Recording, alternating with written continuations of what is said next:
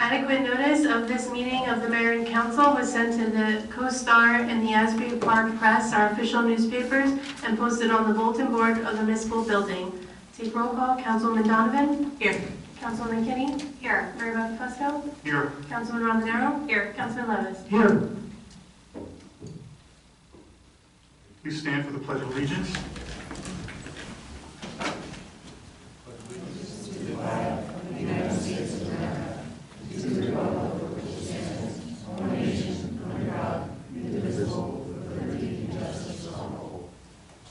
Please remain standing for a moment of silence for our troops, their families, and our first responders.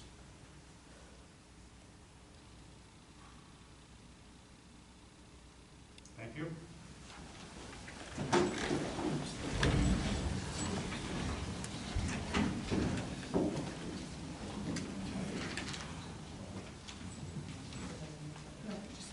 Before we start the workshop, I'd like to read a statement that pertains to the incident that occurred on August 20th, 2024, and let the audience know that I will not be commenting or answering any questions on this incident during the public session.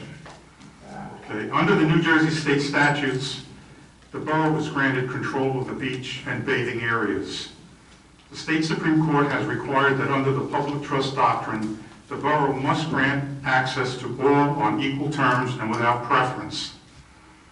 The statute prohibits charging people under 12 years of age and provides for certain exceptions for specific groups, such as seniors. The borough's fee schedule meets these requirements. The statute was amended in 2019, at which time changes to the listed exceptions could have been made to allow additional classes of people free or reduced fee access during operational hours. The legislature did not do so. I am advised that there is no case law that allows a municipality to deviate from providing access to all on equal terms during operational hours. I understand that there are varying interpretations of the law in this matter. However, I am advised that the Borough of Belmar is operating in compliance with both the state statute and the court's direction. Our system of government provides for differing opinions. These differences should be worked out in the appropriate forums. I am confident that the borough will comply with any future changes in the law if and when that occurs. All right, let's move on to workshop. I have one matter on long-term street parking. Right, I had requested that we talk about long-term street parking because I know a lot of residents have been coming to all of us. They've been coming to the meetings, specifically in this instance to complain about really non-functioning vehicles being left on the street for way too long in front of our houses. There's already low levels of parking available, and obviously that will continue as more buildings are built. And I think one resident emailed in and I thought had a really tidy proposal, which was, let's do a 30-day cutoff. And I don't know how you guys feel about it. We've not had a chance to talk about it, but I think that makes sense. I'd be in favor of that. We have a lot of residents who are, very frustrated because they never get a chance to have that parking spot that's blocked for sometimes months, sometimes years. I would also be in favor of that because it happens all over town a lot, and sometimes they're, commercial-looking vehicles aren't actually, commercial vehicles. So definitely, I think there should be a cutoff. Yeah, so our current ordinance restricts commercial vehicle overnight parking on the street, correct, Chief? Yes. Okay, so I agree. I've seen some weird situations. I had a neighbor who parked like a hearse on the street and just left it there. I've seen vehicles for sale, listed as non-functioning, not an engine, but I see it parked on the street. And that's a big problem. We really need to avoid that. Is 30 days enough time to give, you know, a reasonable, how do we really enforce that? That's the biggest question. I'd like to ask the chief is, are we gonna have to put chalk? Are we gonna have to let residents sort of call first and to understand it? So the way that the state ordinance now, it's, you know, a vehicle can only be parked for 48 hours, and if it's registered, and it's supposed to move every 48 hours. We do, it's kind of a case by case. You know, we'll get a complaint that a car's been parked there for 2 weeks, 3 weeks. The officer will go down there, they'll run the plate, they'll find out who the owner is, if it's registered, if it's legally parked, if there's any signs of abandonment of the vehicle. Most of the times, 7 out of 10 times, it's a neighbor or somebody on another block that parked their car there because that's where they found the parking spot. And the car is legally parked and the registration is valid. We'll put a warning on it because we got the complaint, and then usually if we can't make contact with the owner of the vehicle, say it's, you know, the car comes back to Hoboken, you know, we'll call Hoboken to try to make contact with the owner. You know, your car's been reported that it's been parked here for several weeks, you know, what's the deal with it? Sometimes it ends up being that the person's on vacation, they have a rental house here, so it doesn't, obviously their address is not the same as their license, and, you know, we're not gonna tow the vehicle, especially if they're on vacation for 2 weeks, you know, and, you know, in some cases, people don't have driveways. So it's really a case by case, but if there is signs of abandonment, a flat tire, broken window, no plates or something like that, we'll put a warning on it, and then within 48 hours, if it's still there, we'll take it and tow it at that point, if we can't make contact with the owners. So you're saying the state law right now is it can't be parked there for more than 48 Yeah, hours? state law, that's Okay. right, yeah. But I mean, it really comes down to just common sense, and, you know, trying to figure out whose car it is. When you say 48 hours, is that any car? Does it have to be, if it's fully registered and legal, does that not count? It Or? just says vehicle, well, registered or if it doesn't have a registration. So, any car, any vehicle. I'm just looking for what the disconnect is in between what residents are reporting, and we were talking about 30 days here, but apparently there's a 48-hour thing. Have you been getting similar complaints, or is this kind of an anomaly We to get them us? all the time. Okay. We get them all the time, and like I said, if it's a valid registration and the car is legally parked and it does not show any signs of abandonment, we usually, you know, we'll put a warning on it, let the owner know that we got this complaint, you know, ask them if they could, you know, move their car every 48 hours. Sometimes they do get summonses. It's at the discretion of the officer, how they handle it. So what we're talking about here would be imposing a sort of a hard stop 30-day limit where we're looking at the police are going to actually tow the vehicle. Is that what we're thinking, Councilwoman? I proposed this as a discussion, I didn't. No, I'm not trying to put words in your mouth. I'm just trying to think, you know, what's the solution if a vehicle's been there longer than 30 days and, you know, like Chief Scott said, if it's registered, if it's technically it's legally parked there, what's the next step? I mean, we do have residents that are here during the summer and gone for the winter that don't have driveways, and, you know, what's to say that they park their vehicle on the street while they're in Florida for a month?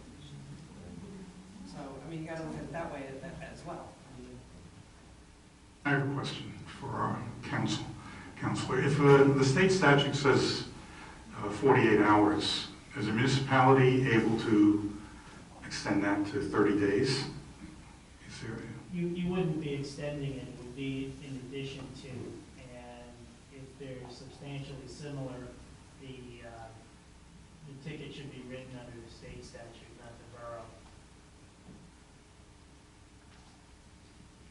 It seems. We can't extend the time.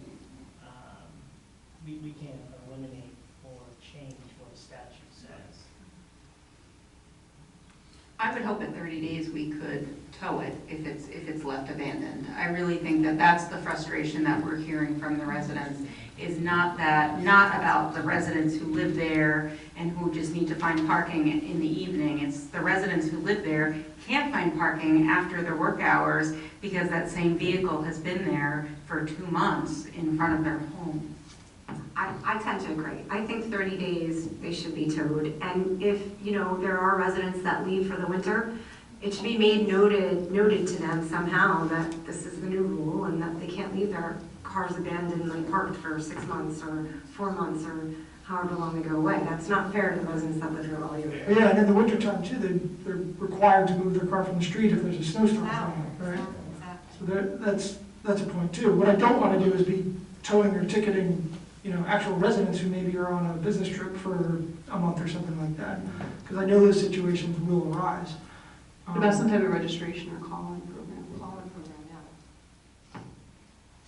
I think one of the other things we need to look at is whether or not we have a definition of an abandoned vehicle in our code. I don't know that we do. And that would be really the first step as to determine what's abandoned. And then we come up with an enforcement issue as to how do we know, when something's abandoned, do we have to give notice ahead of time?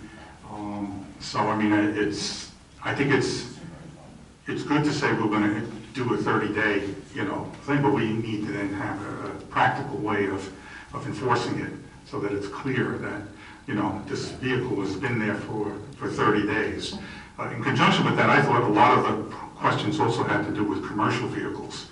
And you said that we do have an ordinance that prohibits commercial vehicles from overnight parking? Okay, I didn't find that, but we can, because I see many commercial vehicles parked in residential areas overnight. I mean, and I think that was one of the complaints, like people are building homes and, and the contractor comes with, 3 vans and they leave 2 vans there and everybody goes, the next day so it's constant, commercial vehicles being parked overnight in some instances. And I think that would be another thing to look at enforcing. And we can't just use the term commercial vehicles because there are a lot of commercial vehicles. You mentioned vans, there's also pickup trucks. Our ordinance actually describes types of vehicles. Vehicles with 6 or more tires also describes the vehicles by tonnage and use as well. But there's a lot of commercial vans, pickup trucks, vans, cars even are commercial vehicles. They're not barred. Okay, but what about the ones that have like commercial registrations? Usually the plates begin with X. Right? No, they're okay under our present ordinance as long as they're a pickup truck or a van. Once they start meeting the description of the vehicles that are banned by either weight or type, and we talk about tires. So it seems to me if you have a commercial vehicle and you have 4 tires, you're good. You don't have to worry about it. You can park. Correct. All right, I mean, that might be something we would want to look at, though. I don't know if... I think that's okay. I mean, if you have a person who works, for a living, maybe they have a commercial truck that they, need to get back and forth for work. I mean, they're not... What if they park in front of your house? That's fine. I mean, Okay. but I mean, that would be that person's car, right? That's not necessarily just their work car. That might be their only vehicle. So now you're going into intent of the use. I mean, you have to be able to determine whether it's commercial or not by just looking at it. If it has an X, it has a commercial registration, is that enough to say it's a commercial vehicle? If it has a sign on the side of it that says, Joe's Painting, is that a commercial vehicle or is that a personal vehicle? I mean, those are things I think we need to define clearly. Sure, and the answer to that is it's a commercial vehicle and one that's not prohibited from parking in the town. But we could change that if we wanted to. You can do anything you want. I just throw that out to the council if that's something you feel that you want to address while we're addressing. I just think some commercial vehicles, like you mentioned, are also used for personal use. Like my husband is a painter and he uses it for personal use. So, I kind of like the size and the number of tires as, you can't have a tractor trailer parked in front of your house, or a plow. Right, because the issue is less about the vehicle itself, but the issue is less about the vehicle itself and more about the space it's taking up. If we're talking about a vehicle that's taking up one individual spot, it matters little to me. But if we're talking about the house across the street that's been in construction for 3 years and they keep parking their enormous trucks and taking up 2 spots at a time for 2 weeks, then it's a different issue. right? Like, it's addressing the problem, not the actual truck. I think any enormous truck would be prevented or prohibited under our ordinance from parking overnight. I just wanted to bring up, And again, I think it comes back to the time, like really by 30 days, like we need to make a move on this, especially if people are complaining about it and asking the police to check it out and asking for registration and what's going on. By 30 days, they should have been notified and/or we should just tow. I'll take a look at it, but I think that under the present statute, we can tow them now. I think the issue is the police do it on a case-by-case basis, so it's not to, tow a resident's car. We talk about abandoned, and it's a good idea to put a definition of abandoned in if we're going to do a 30-day type thing. If the 30-day ordinance, the goal of that ordinance is to tow, which is an option, I believe, already, but, we put that definition in, so Mark said hard stop, if that's what we're looking at, I could do something like that, but again, you're gonna deal with it on a case-by-case basis, because, a resident in Florida with a tone, maybe we do, but these are the decisions we'll have to make. Mayor, excuse me, the ordinance is 19-16, it's parking of certain trucks, vehicles, and trailers prohibited. So it doesn't actually say commercial, but it talks about 6 or more wheels, dump trucks, box trucks, with separate cab and box type structures, if you want to take a look at that. Yeah, I kind of remember not seeing anything that said commercial, but, I'd be curious to see what the public thinks. I would go for the commercial being broader in terms of, if you're registered as a commercial or if you have any kind of commercial advertising. I wouldn't object to saying that those vehicles cannot park on the street overnight, but that's my opinion. I think the biggest issue we want to tackle is the abandoned vehicles, right? And that's something that really warrants further definition, right? If it's got flat tires, if the inspection's been expired for over a year, are we then going to consider it abandoned? I think it's important that we sort of define what those standards and criteria are for understanding whether the vehicle's abandoned or not. Because to the chief's point, we don't want to be towing just regular residents, right? But if it's really a nuisance vehicle, an abandoned vehicle that's just sort of sitting there rotting away, that's when we're getting notified. Those are the ones I think that, these people are writing letters about. It's really those cases. Yeah, but if you have a rule and you say 30 days, it has to be 30 days for everyone. You can't have a rule that says, well, maybe 30 days for residents, not for residents, but 30 days for I'm everyone talking else. strictly, Mayor, about abandoned vehicles, right? So even if you're a resident, you're sitting there, and your car's sitting there with flat tires and an inspection that expired 2 years ago, to me, I that's an agree with you on abandoned that. vehicle. Yeah, that's really the problem we're trying to solve here. You want to make it clear so that when the law is being enforced, there's no ambiguity as to whether or not this vehicle has been abandoned or not abandoned. That's all I'm saying, is it needs to be defined in such a way And I that think it's not we're ambiguous. in agreement on that. Well, the thing is, the abandoned vehicle that you're talking about, Councilman, the definition of that vehicle would actually fit the situation that actually generated this discussion. The vehicle that generated this discussion is commercial type vehicle, registered, owned. So it's in no way would be like the flat tire, broken window, kind of sitting there kind of vehicle, So that's what we'll have to look at too, figure it out that way. We're having a further discussion on this at some point, which is good. Okay. I'm still down to the time, like I feel like it should be, doesn't matter. I feel like if it's 30 days, if the resident complains and we, ticket it, nobody comes, there's still just, it should be, at some point, it should just be removed. I guess, how do we enforce that though, Chief? I mean, when does the clock start? Like if somebody's there for 29 days, they move it for a day and then they come back. It would have to be based on a complaint that we receive, so, Yeah. we can, we drive around all day, but, you may think it's abandoned and we don't, so it would have to be based off on a complaint made to the police department, and then we could go from that date, 30 days, or whatever you decide from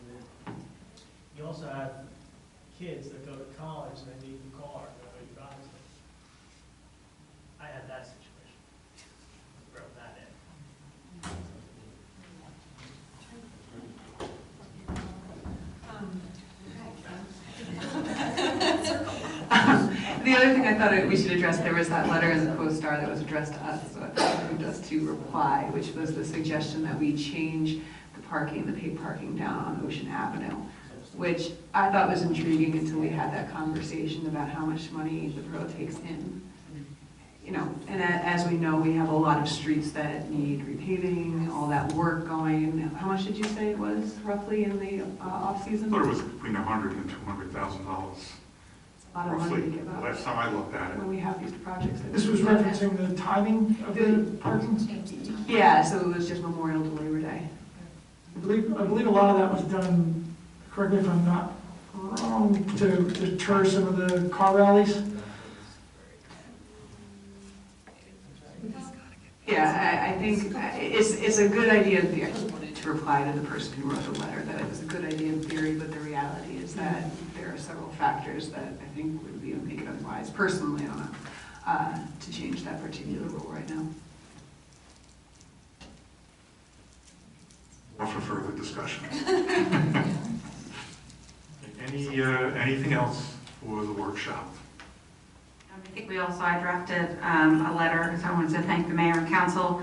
I drafted a letter on behalf of us to NJDOT to request moving up the estimated construction time date for the crosswalk by 8th near Main, so that we have a safe place for our Belmar Housing Authority residents to cross. Currently, the construction estimate date is 2027, and so we are requesting that be moved up as soon as possible, as we believe it's an urgent safety issue, and we don't want to see any other serious pedestrian accidents in this busy corridor. So we've all signed the letter, it will be sent out, and we've also copied it to our district representatives. The other thing I will add to that, in conjunction with that, is I believe we will also be asking for them to fix the intersection at 8th and Main so that people know when they're approaching it whether they stay to the left to make a left or go straight or stay to the right to make a right. There's no signage, there's no direction. Everybody goes whichever way they think they're going to go. And I mean, that's one of the issues that we'll definitely bring up should we get a response from them, because that needs to be done in conjunction with what they're doing. Just want to interject that Okay. it is my opinion, very strong opinion, that it should be left to go left, right to go right, or straight. Because otherwise it takes way too long with all the people turning left to go straight. I'm sure they have some like traffic engineer with a PhD who will figure out what the way to do it is, but that makes sense to me. Anything else? Okay, let's move on to petitions. April? Wait, don't we have a chance to talk about or further discussion? No questions at this discussion in the point. workshop? No questions or comments about the workshop. Okay. The workshop is really our meeting to discuss what things we want to discuss. And obviously, according to the, doing things out in the public, that's why we don't have private meetings. This is why we have this, Open Public Meetings Act. So it's just a part of the agenda that we discuss things that need to be discussed. You can certainly make comments at in the public session at the end. Petitions? I did not receive any petitions. Approval of minutes, can I have a motion to approve the August 13th minutes? Second. Councilman Donovan? Yes. Councilman Kenny? Yes. Mayor Buckafusco? Yes. Councilman Rondenaro? Yes. Councilman Levis? Abstain.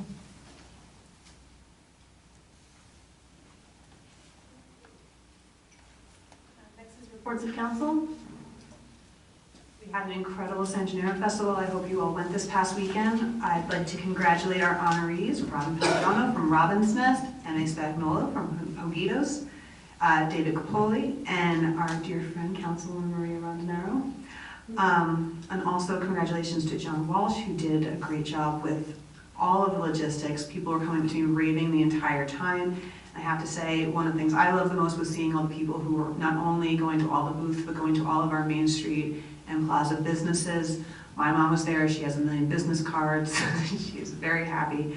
And I hope you all enjoyed it as well.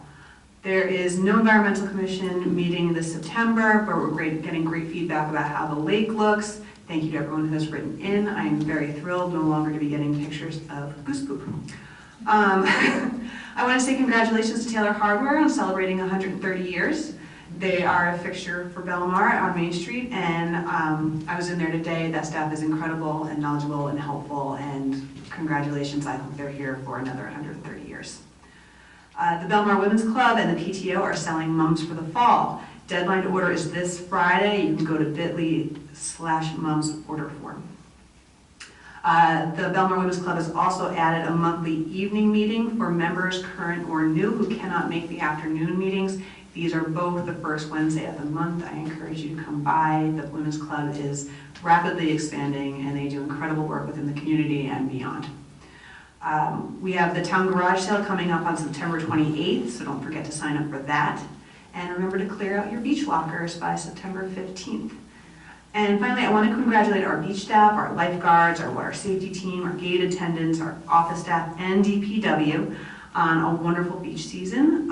Councilman Levis and I had the honor of walking around and speaking to so many of you on Labor Day weekend, and there are a lot of new staff, and they were just going on how great of a summer they had, how lovely the people of Belmar were, and they are a credit to us. You are a credit to us. Thank you all. I hope you all had a wonderful summer.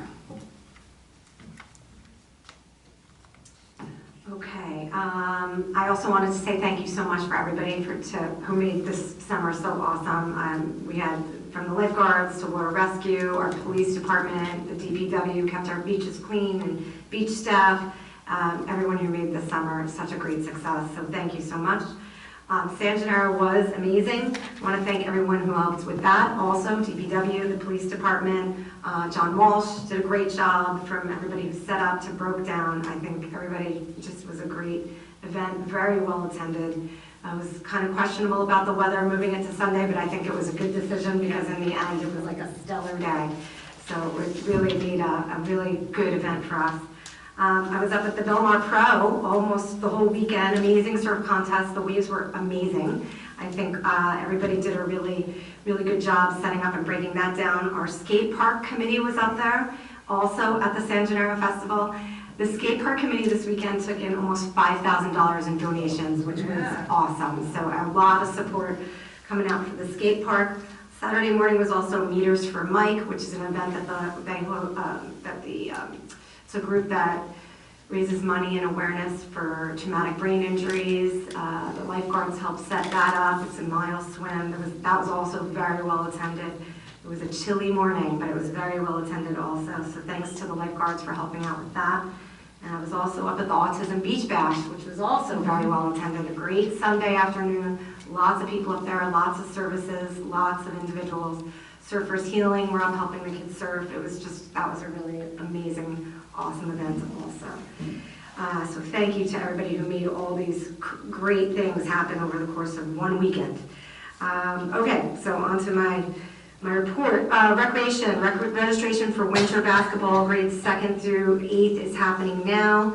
Registration for K through 1st basketball clinics are happening now. Belmar Youth Club registration is open. Youth Club starts November 16th. That's from grades, I think, 3 to 8.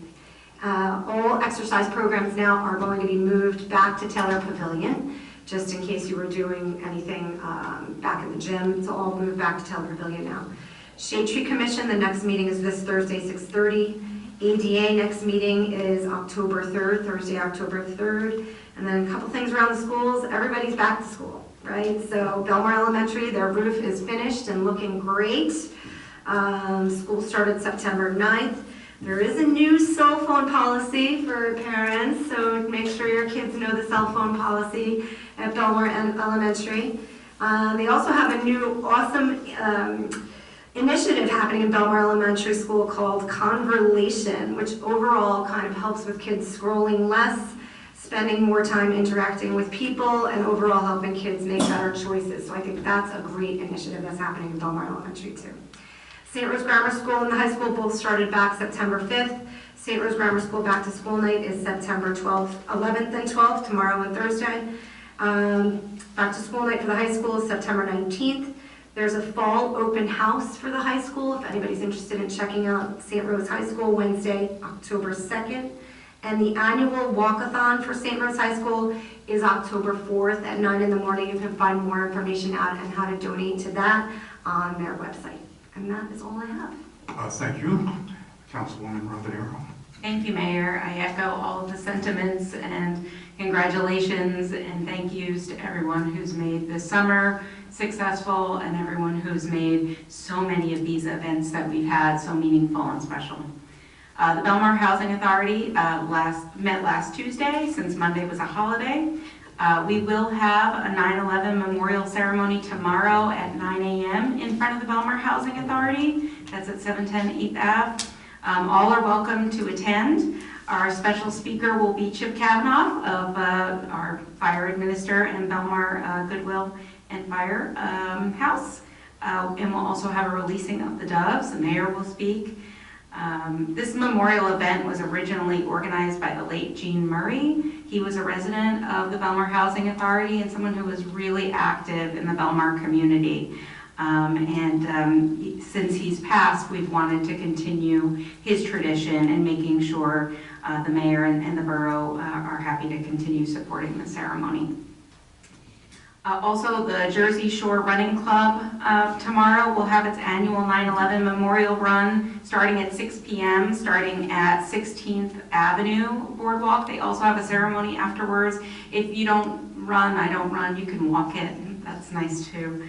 At 8:30, there's also Raising for Tribute in Light, which is at the Howard Rowland Public Safety Pavilion, featuring the symbolic beams of light in honor of the lives lost on 9/11. Yesterday, we had the library board meeting, and the Strategic Plan Committee, which I'm a part of, discussed their plan, which includes capital improvements, improvement in technology, increased outreach, and expanding our library collection. So the strategic plan will be further discussed at next month's meeting and voted on in November for their meeting. So all are welcome to join these meetings. They're public. Next one is October 21st, and then November 11th at 6 p.m. in the downstairs library area.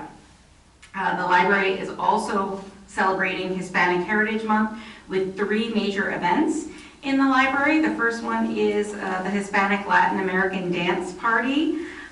This is a new thing for the library, which features the Rafa Boys for music. It will be wonderful time for dancing. Our cuisine will be from Santo Ceviche in Belmar. If you haven't gone there, it is so good. So please come early and get ready to party. We also have a Hispanic Heritage Field Day at the library, and that will be October 5th. And then we have a Belmar-born off-Broadway musical about an immigrant's journey to America, written and composed by Belmar native Tim McCory. So that is coming up towards the end of, I think October 17th is when that's happening. And then the end of summer concert featuring the Pat Roddy Band will be Thursday, September 19th at 5 p.m. Live on the library lawn. I heard there's free pizza and water while supplies last. So join us as we close out the summer at the library. Lastly, I had a good amount of people ask me, and it's continued interest in our Veteran Banner program to celebrate and honor our hometown heroes with banners lining Main Street again. This is one of my favorite initiatives. We'll have our link live for ordering a banner on the borough website this Friday, and we'll also blast it out to social media. Hopefully Gianna can include it in the CoStar, and we can physically post some flyers around town, the library, BHA, the Borough Hall. On Friday, if you prefer to come into the borough instead of dealing with the computer, feel free to come in and fill out a form to purchase a banner. We are still looking for anyone who would like to sponsor a banner. It was a really wonderful experience. I think we all sponsored banners last year, so please don't allow the inability to purchase a banner stop you from requesting one. Because we have a lot of people who would like to help with that. And I think that's it. Some people have asked what happens when we have so many banners. Yeah. And so what other towns do is that they cycle it. So that the new year, you'll have the new banners that come in, and then we'll figure out and making sure that everyone gets equal time for their banners. That's how, it'll take a little organization, but that's how that worked. And then Councilwoman, are they automatically, the ones that were up last year, come up this year? Great Okay. question. Yes, they automatically come up unless you've said yourself, you know what, I really don't want it. Or there have been a few people who said, you know what, I would really like to keep this myself. You know, and if it is, right now, none of them are weather damaged. They all look beautiful. It's a really thick vinyl banner. But if for whatever reason you would prefer to keep that for yourself, you can. You would just have to order another one if you want one put back up. Thank you. Council President Levis. Thank you, Mayor. Last Saturday, I had the pleasure of attending Belmar Hook and Ladder Fire Company's fundraiser at 10th Ave Burrito. It was really well attended. A lot of fun, great food, good margaritas. They had good raffles going off. I haven't won any baskets, but I'm sure a lot of other people got some good prizes. That was a great event. And coming up, Friendly Sons of the Shillelagh are hosting on Saturday, October 5th, their 10th annual Pat McGovern 5K and 1 mile walk. That's going to be at Bar A at 9 a.m. Donations from the run are going to support local food pantries, as well as the Belmar Junior Lifeguards. So if you can make that, if you can't run 5K, do the mile walk. It's a really fun event. That's all I have, Mayor. Okay, and last but not least, again, I echo all the comments from my fellow council members here about the exceptional job that the beach staff did, the police, EMTs, lifeguards, etc. this summer. I just wanted to point out to residents that, you know, when you look at the statistics for the summer, it's, you know, we have here in Belmar, of course, the 10 weeks or more, we've had probably about over 300,000 visitors to the town. So when you look at that and look at, you know, all the people coming into town and things running smoothly, again, I think everyone did a great job. Okay, so thanks to them all. And one other thing that I have that no one picked up on, I finally have something I can say. The Motor Vehicle Commission is coming to Belmar, not for the abandoned cars, but for other things. It's going to be here on October 4th between 9 and 2 at 601 Main Street, 6th Avenue. It says here you can sign up for Real ID, which I did a couple of weeks ago, registration renewals, initial permit, tests are not given at the mobile unit, a non-driver ID, and duplicate or replacement title or registration. So if you have a need to go visit the Motor Vehicle Commission, you can just come here on October 4th and perhaps get some of your things that you need to get done. And that's all I have.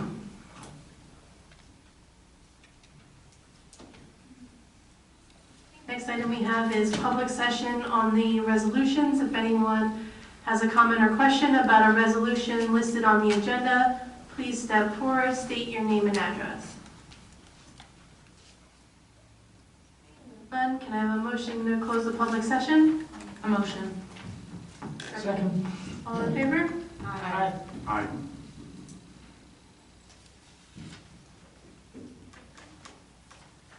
I have a motion to approve the resolutions as listed on the consent agenda.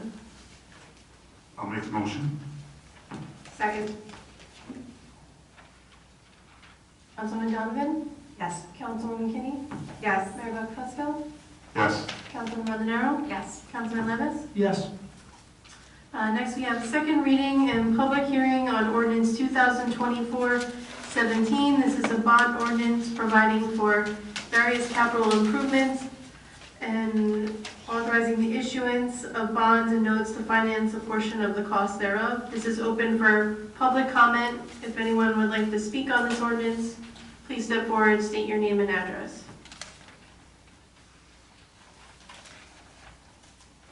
I have a motion to close the public hearing. Motion. Second. favor? Aye.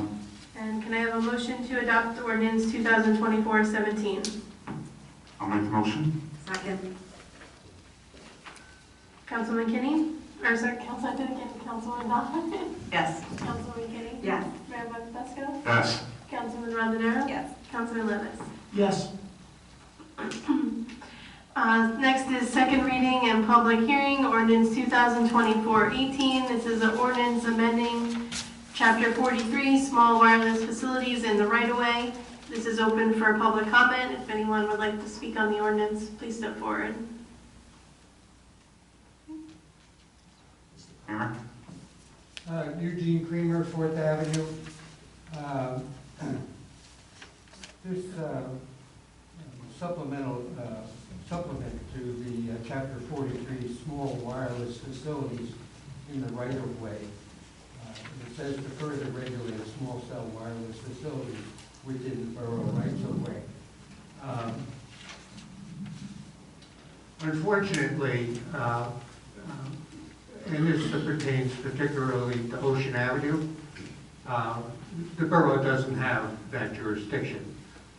Monmouth County, I guess it was Commissioner Arnaud, when he showed up here at the Taylor Pavilion, he asserted, and brought lawyers along with him, he asserted jurisdiction over Ocean Avenue. I think going forward, we could pretty much assume that the regulation, or I should say, activities within the right-of-way, not just Ocean Avenue, but also 16th Avenue and Main Street. Any of these, cell phone companies or something are going to have to go to the county. This is not covered. If you look at the definition at 43(2) for right-of-ways and public right-of-ways, it specifically excludes county right-of-ways. So this is, what's proposed here is not consistent with the existing code. I believe, and I could be wrong, I think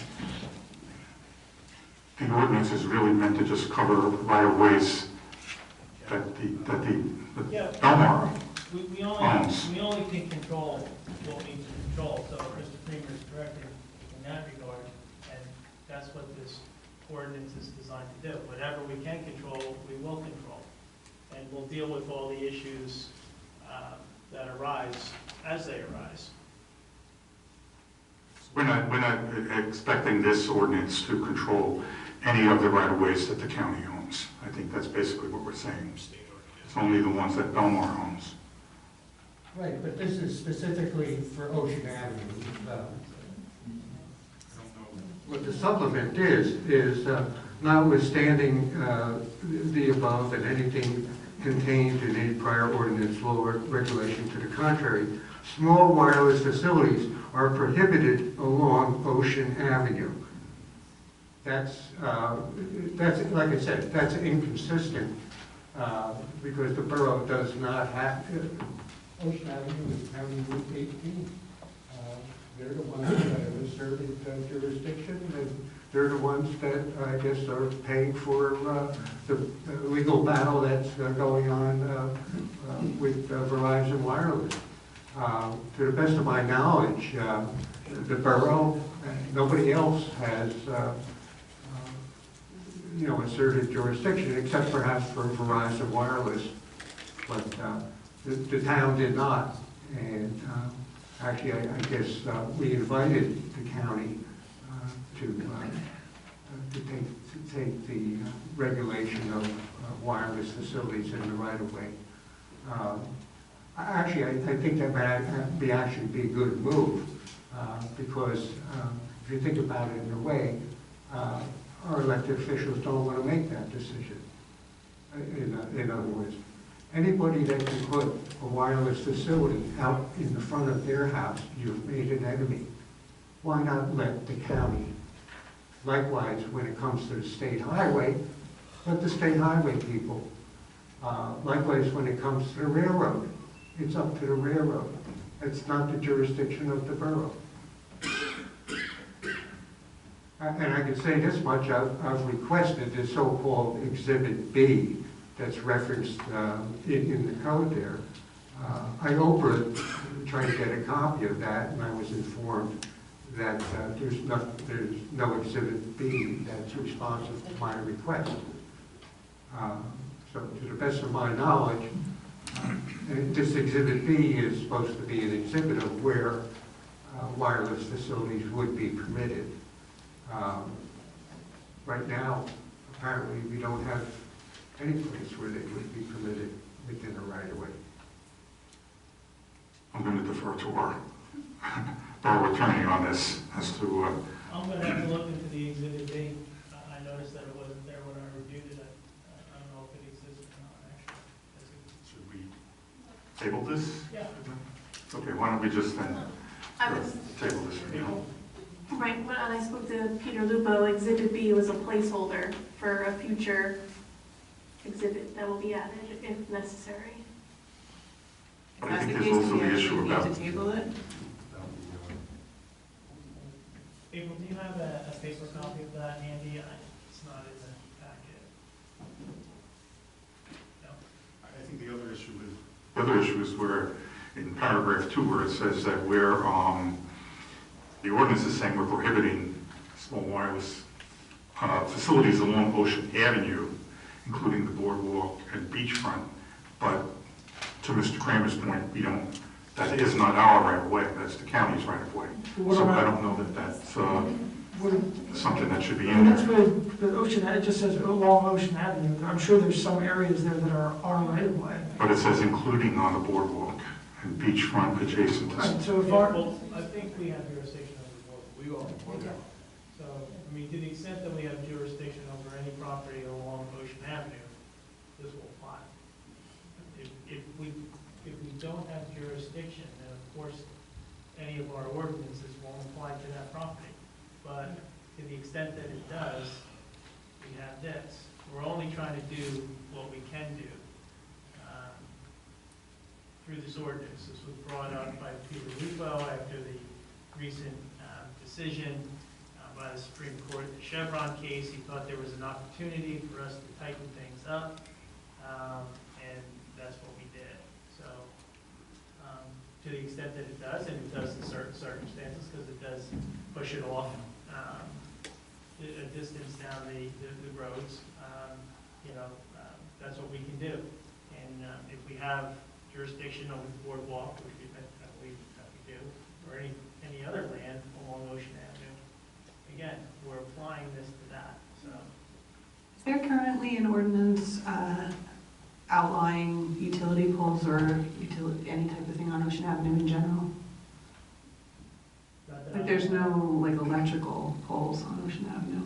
Well, that's all subject to easement rights with the electric company and the utilities. So I don't know if they have any, and I don't know why, those poles aren't there. I would assume that the actual poles, I believe the poles run behind the structures, of thinking clearly, to provide electricity. I can look into that, but I think that there are no easements up there, and that was something that was very important when the easements were created, and that was a long time ago. I'm only speaking from recollection of, conversations that, have taken place. I can't, I don't have any authority for that, but I can look into it. So does it make sense to vote on this tonight and make any amendments to it? Let's vote on it and adopt it if it's acceptable. I will look at the Schedule B as brought up. If we need to change it, we can change it. If it's harmless, then, we'll let it stay. I'll talk to Peter about that.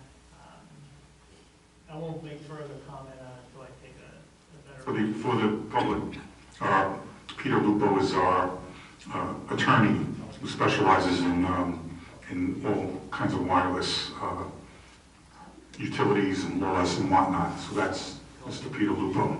Excuse me, Mayor. Perhaps Mr. Lupo is unaware that Ocean Avenue is County Route 18. But I think he has been involved in our discussions on the Verizon issue from the start. So, again, I think it's an attempt to the extent that we're in jurisdiction, that we're going to apply this. So we have something in place. So we're just going to leave the ordinance as it is. If we do have a situation where we have jurisdiction, we don't want to be without the wording. I got you. Okay.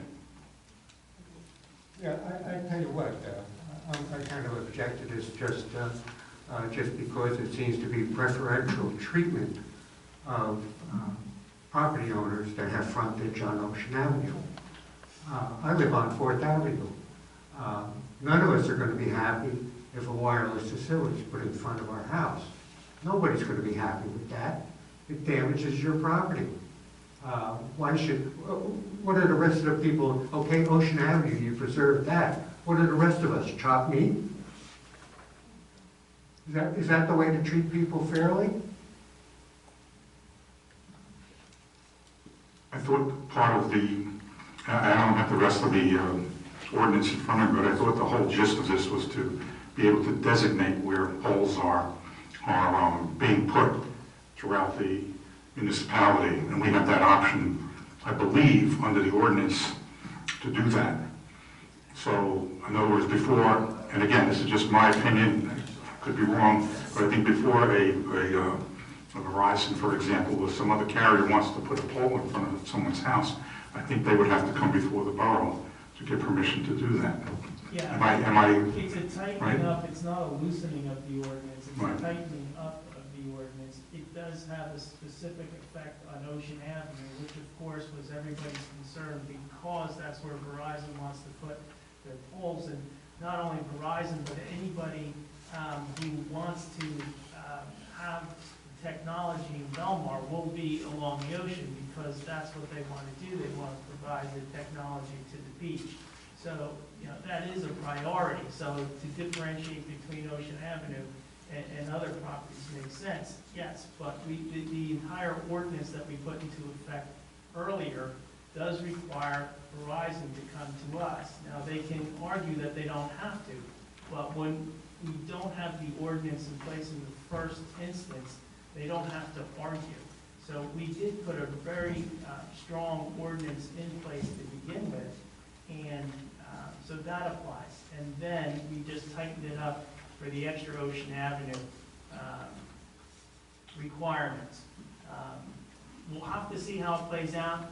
That matter is still in litigation, and we're not part of it, but and we're not going to discuss it, but because it may affect us. But we do have an agreement with Verizon, and we'll have to see how the litigation pans out to see where we are and where everybody else is at the end of that litigation. So, yeah, it's just trying to make it maybe to address more control. Yeah, Mr. Kramer's issue is we could reach out to Mr. Lupo and have him give us some more direction on what would happen in other areas of the town should a Verizon or other carrier wish to put up poles, and we can get the process from him as to what would have to happen before that could happen, and we can bring it back at the next meeting and describe that. We'll have him do it. I believe we already amended the siting plan at some It may point. already be happening, Mayor. Excuse me? It may already be happening. There's another method of installing this 5G stuff called stranded mounting, where they just, maybe a foot away from the pole, put a plastic box and run strand of fiber to it, okay? Without putting up new poles. In fact, to my understanding, that's really what Optimum is looking at. But as far as, attaching to poles and so on, there's a multitude of methods that can be done to install wireless facilities. I just thought here is that inasmuch as Monmouth County has taken up the battle with Ocean Avenue, that we not challenge. Nobody, you know, I think your first response to this, Mayor, was we can't afford to fight, okay? They are fighting. And I just see this as circumventing them or trying to, you know, assert some jurisdiction where apparently we never established any jurisdiction. You know, we should, if we didn't want Monmouth County to handle this, perhaps we should have spoken at that time, but that didn't happen.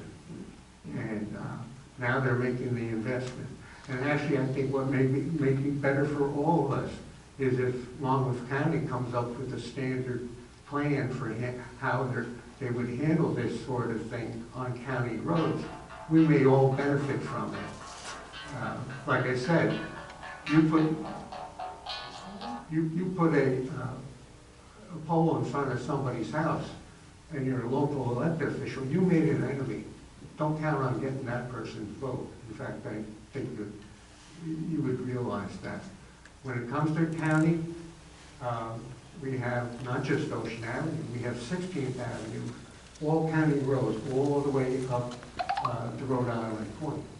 Main Street, you got from 8th Avenue all the way down to Lake Como.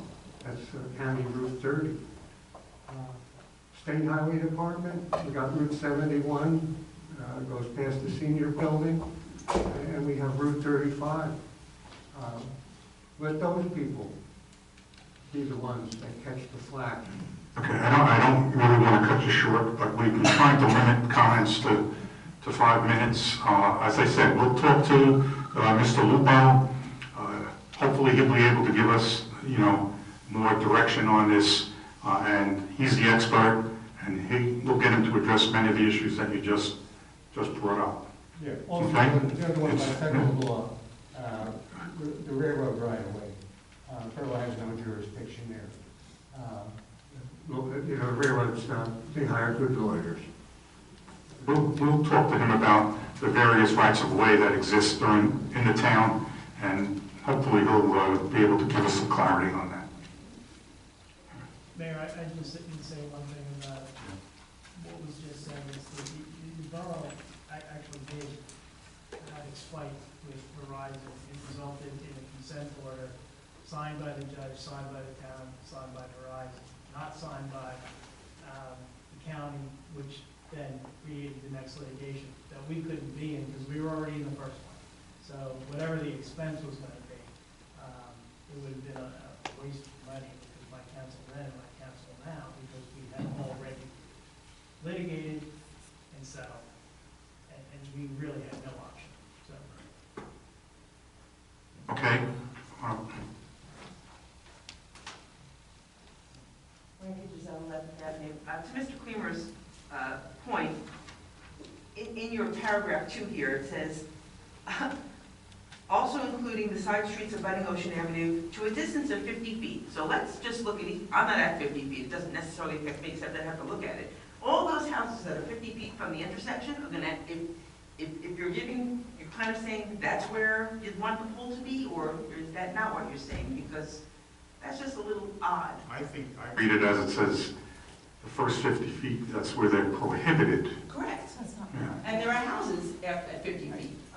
So you don't want it along Ocean Avenue, but you want it in front of people's houses that are 50 feet away from Ocean Avenue. It doesn't mean we want it there. Verizon's not looking to put poles there. Verizon's looking to put poles on Ocean Ave because that's where the people are.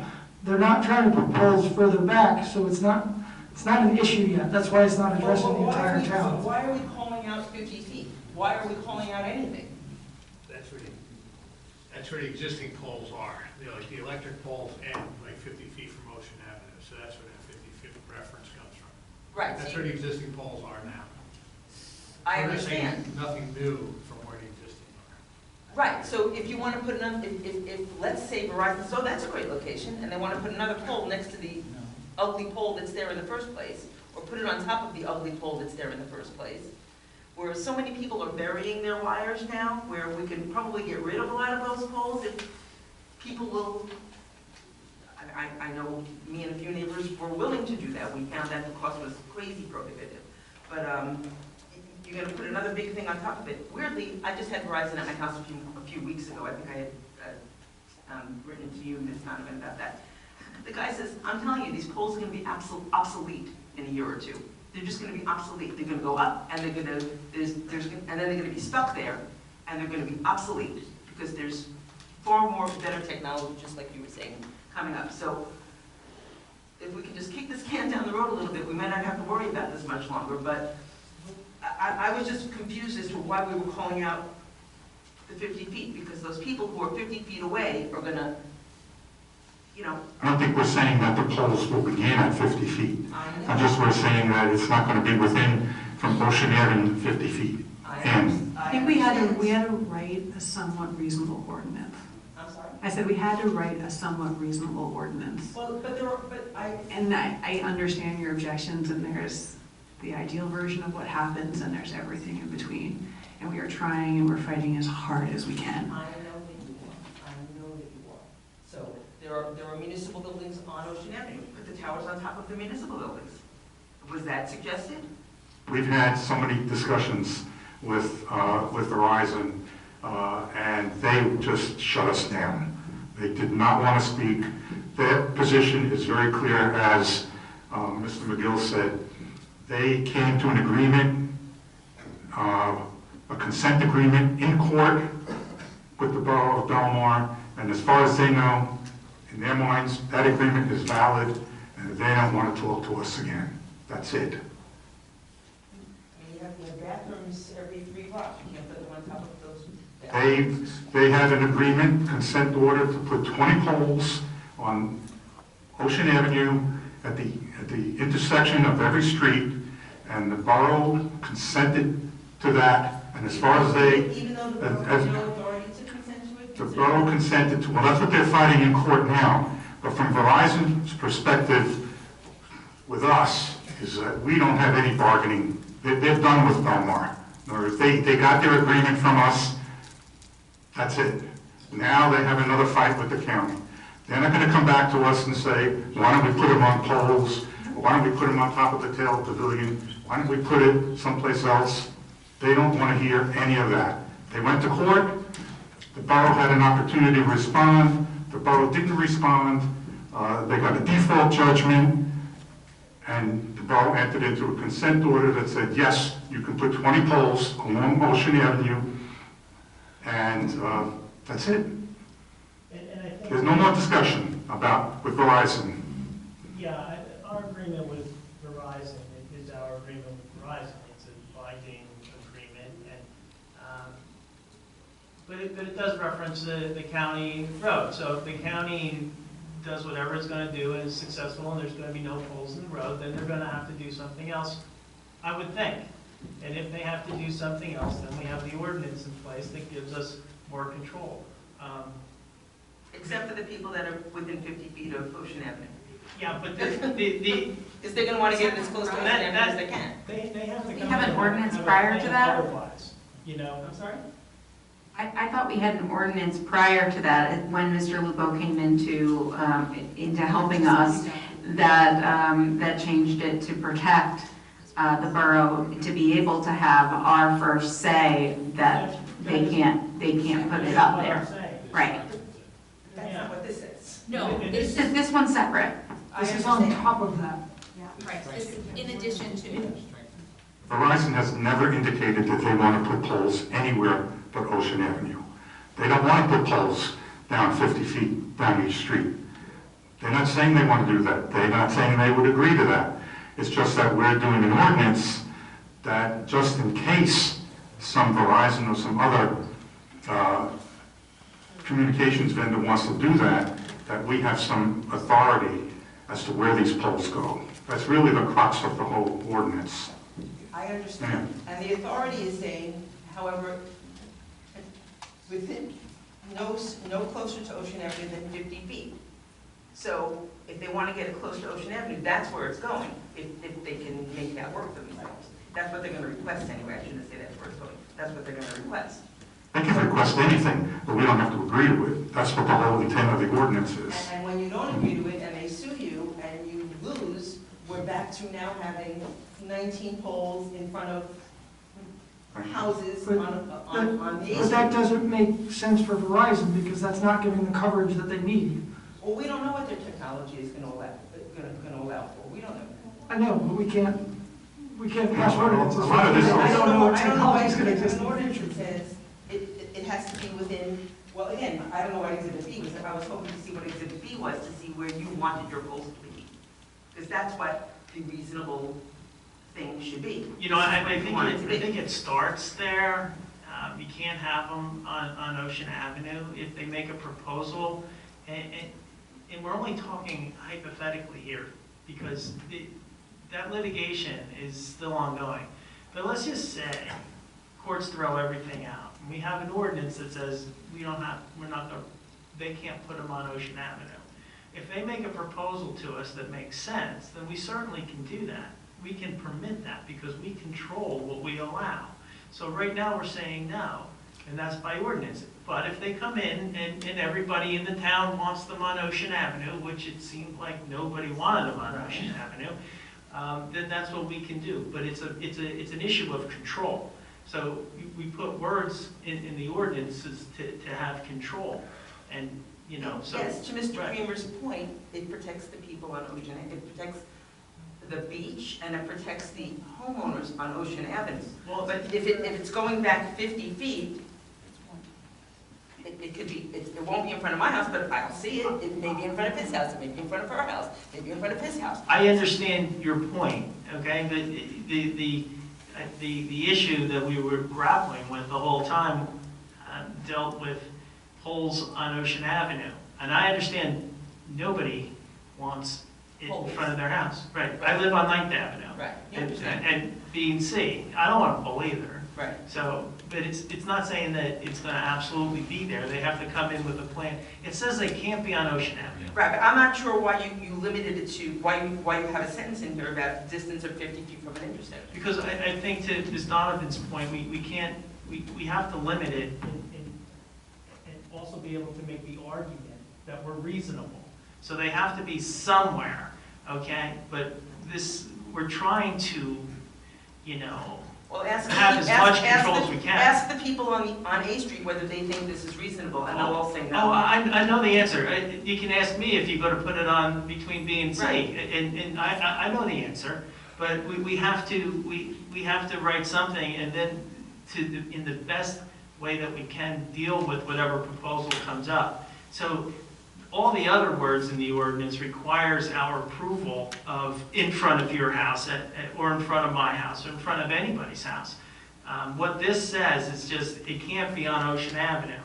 And that's not inconsistent with what I just said. If they make the greatest plan in the world with little teeny boxes that are invisible on Ocean Avenue, then maybe we would go for that. But, we have to deal with, we're trying to put an ordinance in place to deal with something we don't know what it's going to be. And we wanted to make it strong as possible, and we want it off Ocean Avenue. So it's all off Ocean Avenue. We can't say it's not going to be on any street, because the court's not going to hold that up. So this is the ground. So in other municipalities, because I've read a few of these things, where they actually designate locations where they can be, on top of the school, on top of the municipal building, on top of the, behind the baseball field, something like that. We don't have that? The issue, I think, is we have, you have 4G and 5G, and I'm no expert on this stuff, right? But I know the 5G stuff has to be much closer to each other. The poles have to be closer than the 4G, and the 4G can be on a water tank and cover everything. Or great areas, but the 5Gs have to be closer. So, when you say there's other towns that have ordinances that say you can be here or there, I'm sure there are. I'm not sure if it's 5G, and if it is 5G and it's not going to work, then you can have all the ordinances in the world that don't work, and you're not going to be able to argue that in court, because you're not allowed to put a plan in that doesn't work. But of course, there's going to be 6G, and there's going to be 7G, and there's going to be 8G, and 5G is not going to matter anymore, but we're going to be stuck with poles. So, but even in the agreement though that we have, it says once the technology is no longer used, the poles come down. And I don't know if they just use antiquated stuff and like, you know, Belmar, you gave us such a hard time, you're only getting 5G, although everybody else in the world's getting 7G. I don't know that, but, you know, if they're no longer using the technology, those poles will come down. And like was mentioned here, if the technology changes, while this is still going on and there's no poles going up, then we're gonna have to deal with another issue. And we'll have to amend this again. So we're gonna have to be vigilant All right, on what this is. I was just. Just for reference No, too, I understand. the prior ordinance that we got rid of had an exhibit to it, and it had poles on every corner in Belmar. 175. For the entire town. 100 and how many poles? 171. 171 poles. So basically, it was agreed that they could put a pole on any corner that they wanted to. All right? We haven't done that. All right? So that's where we're at. We want to control it, and this is the best way I think we can control it. We didn't have the beach. If we didn't have the beach, Verizon could put the poles wherever they want. Okay? I mean, that's basically, you know, if they said they want to put poles down Fifth Avenue, they can put poles down Fifth Avenue. That's just the way it's going to work. If we didn't have you the know? beach, we wouldn't have the influx of people, 300,000 Right, people they wouldn't be coming looking for here. poles here. And we would be a completely different town. Let's not pretend like the beachfront is not like the life and soul of, well. I don't know why they need somebody to watch a movie on the beach, they should be enjoying full. Some of this new legislation is also due to the Chevron decision that recently came down. I have no idea. I'm not an expert on it. But all I know is it kind of loosened up things for municipalities and cities and whatnot. And I think some of these new ordinances are in reaction to that because it actually gives municipalities a little bit more say in what's going on. So that's why, you know, we wanted to jump on that to take advantage of whatever the ramifications of that decision is going to be. I appreciate your Okay? I really do. Thank you. Thanks. Any other comments?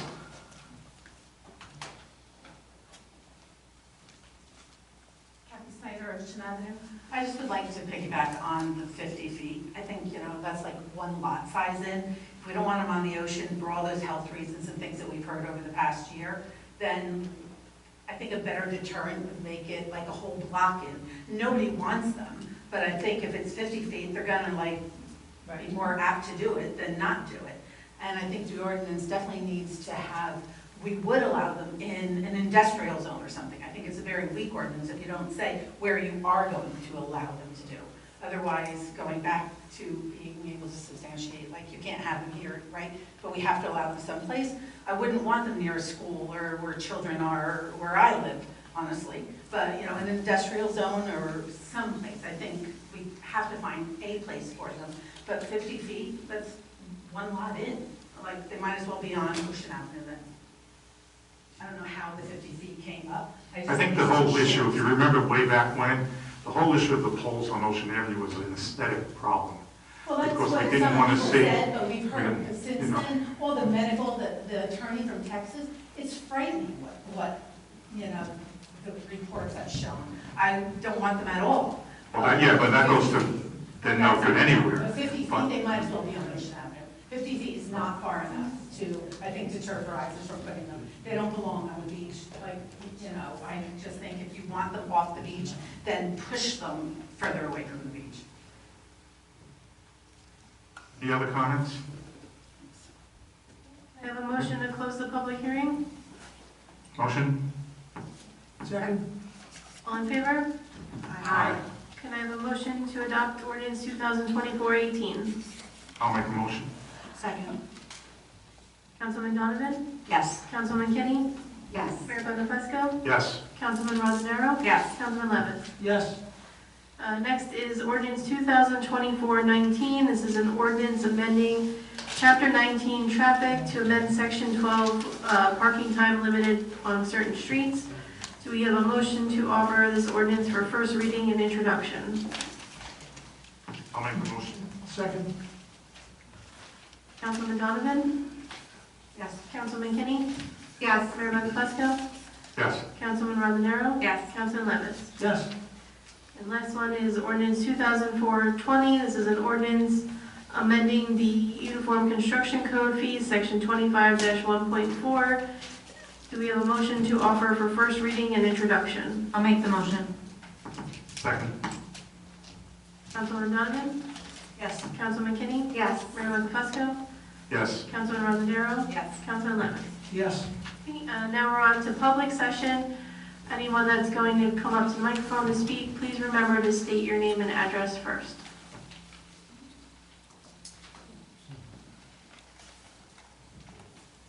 Linda Sharkus, 4th Avenue. I have a couple of questions. Talked about the volume of people on the beach.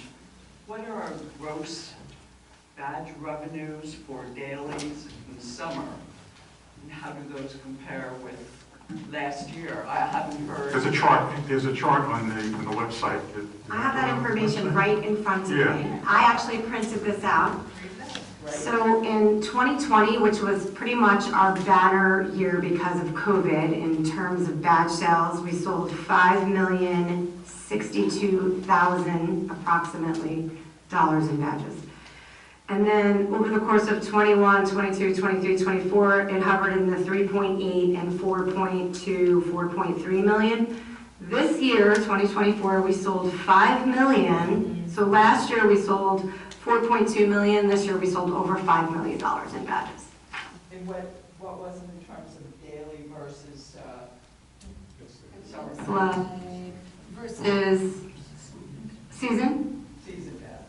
Season badges, and then there's also disability badges and senior badges in there. But senior badges, season badges were 1.265, daily badges were 3.4 and change. Thank you. My next question, or next comment, getting back to what's going on with vehicles parking on the streets. One of the things that wasn't mentioned was fleets of vehicles. There is nothing worse than seeing a contractor have their vehicles lining the street because they're not paying for a place for their business. Talk about obstructing parking for the neighbors. I think that needs to be considered as one of the things that you get one vehicle outside your house and find a place for the rest of your vehicles that have your name. Like, even if they're just a van, it's a van with advertising on it, one should be the limit and not more, because they really could take up, good parking on weekends and in the prime time in the community. So I'd appreciate it if you could make that a consideration in the ordinance. Thank you. Thank you.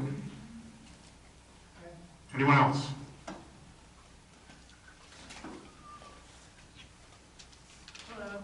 Sarah Tantillo, 505 13th. I was here in about the middle of July talking about the animal house, the toothless animal house policy. And I think this is a policy issue, not completely a policing issue. But when I spoke the last time, I found out after the meeting that I had called 6 times and the people had only gotten 1 ticket. This is a designated animal house. I subsequently called 2 more times because they're coming home at 2:30 in the morning screaming their lungs out. It's just very, very bad. Called 2 more times, they got 1 ticket. So I feel as though one thing about our animal house policy that needs to change is that if a house is designated animal house, then the police should automatically ticket if they go and they hear noise. Not give them like, well, we'll give you 1 more chance. Because all through July into August, they were getting 1 more chance, and I had to keep getting awakened in the middle of the night to call the police to get them to stop. And yes, the police came and stopped them, but there was no real accountability. And and at this point, maybe they went to court, maybe they didn't pay their ticket, maybe they're going to. This guy, he just continues to rent to people who don't care about the community. And I'm speaking for a serious handful of neighbors. I'm the one who is willing to rave about this. But I'm sure other people have a similar problem. There are 92 houses listed as designated as animal houses in this community. 92. I have the list printed out for anybody who's interested. It's on the website. So, the policy says that, we're going to hire Monmouth County Sheriff's people for $60 an hour to stay outside the houses and enforce that. That's not realistic. The police don't have enough numbers. It's not feasible, right? but we should have something that says, like, if you are a designated animal house and we hear, there's a call to that house, that should be an automatic ticket. Like, when they get there, it should just be boom, ticket. So that the younger cops who might feel some kind of way about giving a ticket to a large group of people who are older than them, who are drinking and being obnoxious, they should feel comfortable, like, it's the rule. I gotta give you a ticket. I'm not gonna negotiate with you. Make it easier for them to do their jobs. So. Mr. Ruger, can we look into that, Mr. Ruger? Do we have the flexibility to change the animal house procedures and all that? Yeah, to the extent that we can, I'll report back. Okay, take a look at it.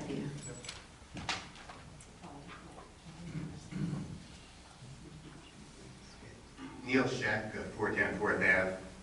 I appreciate that you're all in a very difficult position all of a sudden, and I understand that you cannot perhaps discuss the matter tonight, but if you allow me to read my letter, we can make our beaches free and be done with the aggravation of beach badges and wristbands once and for all.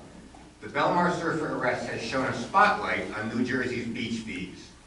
My town and our state are being mocked by startled observers around the nation and the world who cannot believe that we tolerate living under such a repressive system that doles out beach access, one purchased wristband at a time. The Coast Star reports that the Belmar Mayor and Council are consulting additional state resources to provide further clarity regarding the law on beach access. That's the right move. Let's hope that this will resolve the conflict of two state laws. One guarantees us the right to freely cross the beach to enjoy the ocean, and another seems to say towns may stop us from doing so if we do not fork over some cash. Reportedly, there is a range of policies in place in various beach towns, some requiring each and every beachgoer pay, while others allow surfers and fishermen and even swimmers to access the ocean without pay. No wonder the arrested surfer was taken aback by the sudden and highly unusual demand to see his badge the moment he stepped from the water. The solution is legislation to use a tiny sliver of the state budget yearly to provide each town with a documented amount of money needed to maintain its beach. The accompanying boost to tourism and the overall state economy may generate revenue to offset this relatively small expense. Please see makenjbeachesfree.org or .com and consider the petition. Now, my suggestion to the mayor and council, would you please consider submitting a grant proposal to the state covering all the beach expenses, which would relieve the borough of the burden of raising the money. And you could take a leadership position and you could make history here. May I submit this to April, please? Sure.